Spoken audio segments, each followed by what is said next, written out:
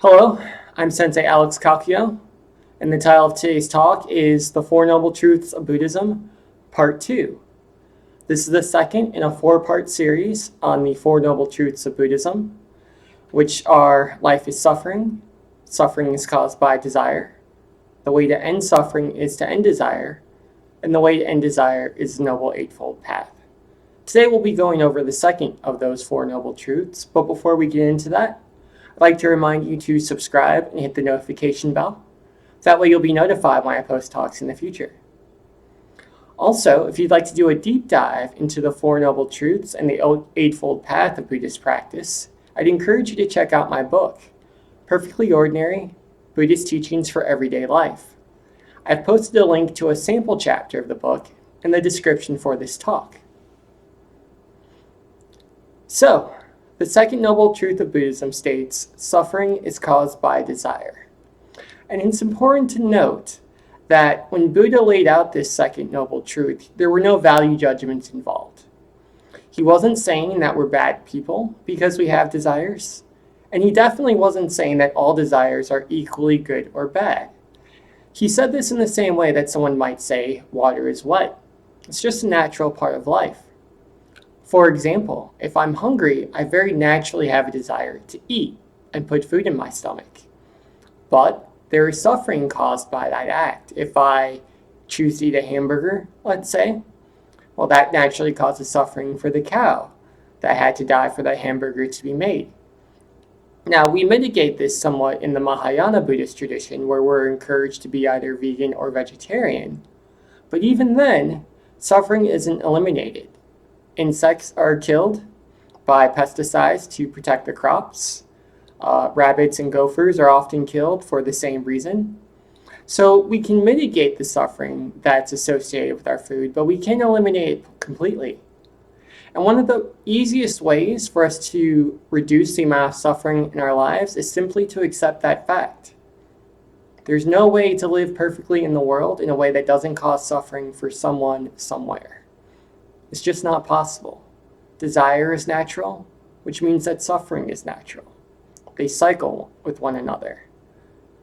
That being said, we as humans create a lot of unnecessary suffering for ourselves. And that's what we as Buddhists work to avoid, and that's what I'll be talking about today. Now, the first thing we need to understand about suffering is the root word, because this reveals a lot. So in Sanskrit, the word for suffering is tanha. Tanha, which more literally translates to unquenchable thirst. So we as humans have an unquenchable thirst or an unquenchable desire that's always in the back of our minds, which basically means that no matter what we have, we always want more. If we have a house, we want a bigger house. If we have a car, we want a faster car, or maybe a car that's a different color. There's always something, right? And we have to remember the word unquenchable in this equation, because that means the absolute worst thing we can do is try to completely eliminate suffering from our lives. Buddha actually tried this when he was walking his own spiritual path. He spent many years as an ascetic, and because of the suffering associated with eating and with food, which I discussed earlier, he tried to stop eating. In fact, at one point, he was only eating 1 grain of rice a day. He got very sick, he got very skinny, so skinny in fact, that the sutras say that when he poked his belly button, he could feel his spine. And just to be clear, he had no great awakening because of this experience. He just suffered a lot, and then he passed out in a river and almost died. He was saved by a young girl named Sujata, who pulled him from the river, fed him, helped him gain his strength. And I talk about that story in other videos that I've posted. But the key here is we don't deal with our desires by trying to eliminate them completely. Sometimes that's a reasonable approach, but sometimes it's not. So what do? Well, in my own life, I've found that the best way to approach desire was through a teaching given by Reverend Soga Ryojin, who was a Pure Land Buddhist minister. And during a sermon, he once said that the Pure Land Buddhist school should really be called the Hu Shu, or the Thanksgiving school, of Buddhism. Because the core of Pure Land Buddhism is gratitude and giving thanks. That's what Nimbutsu, Namo Amida Butsu, I take refuge in Amida Buddha, is all about. We give thanks for the grace of Amida. We give thanks for our own inherent enlightenment. And we give thanks for all the wonderful things that we're given in life. Because life is suffering. But we're not always suffering.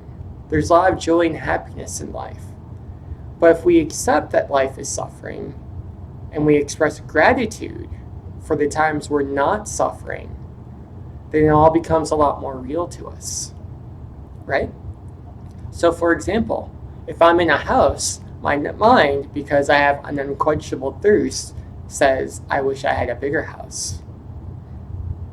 But if I redirect my thoughts towards gratitude, then I say, I'm grateful I have a house to live in.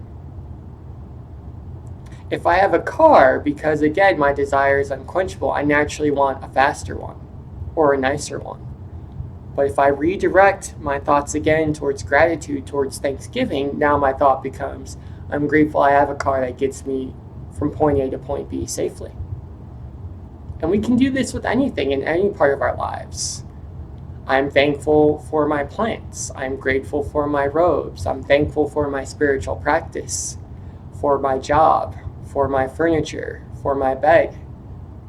There's so much for us to be grateful for in our lives. And that's how we counteract our suffering.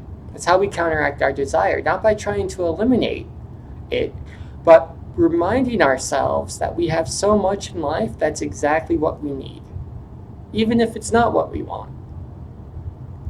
And our spiritual practice as Buddhists is one of the ways we express gratitude. Again, the chant Nimbutsu, Namo Amida Butsu, is an expression of gratitude. But so is meditation. I have a lovely home. I'm going to sit in meditation. I have a wonderful teacher. I'm going to bow in front of the altar. There's delicious food in front of me. I'm going to chant. All of these practices are an expression of gratitude. And as we express gratitude through our practice, again, our desire is lessened. So one of the things I really like to do before each meal is I recite Nimbutsu, and then I do a short benediction. And it just goes as follows, very simple.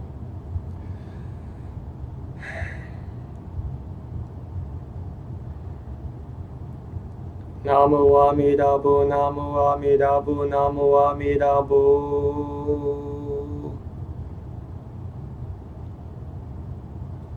May the merit of this meal benefit all beings without exception. We give thanks to the universe which made it possible. Amitabha. And that's it. And that few moments, those few seconds of gratitude, keep me from having my mind go in other directions. Of I wish my I wish my food was different. I wish my meal was cheaper. I can just focus on the incredible mercy and joy that's all wrapped up in this single meal that I'm eating. So in summation, the opposite of desire isn't non-desire. The opposite of desire is gratitude. And just like desire causes suffering in our lives, gratitude creates joy. So that's a talk for today. I hope it was helpful. If you'd like to read articles I've written about Buddhist practice, you can do that at my blog, The Same Old Zen. The link for my blog is in the description for this talk, along with my email, if you'd like to ask me additional questions. I'd also encourage you to leave comments in the comment section below. I'd love chatting with you guys, and I promise I'll respond. So that's a talk for today. Amitabha. Until next time.